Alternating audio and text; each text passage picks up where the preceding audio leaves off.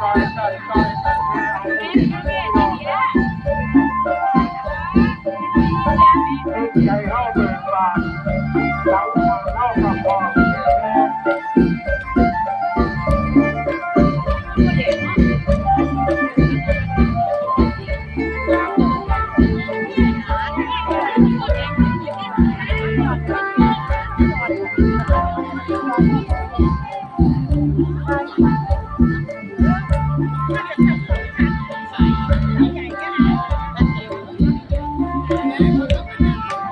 ผู้ยอดได้ยอดได้นั่งสวรรค์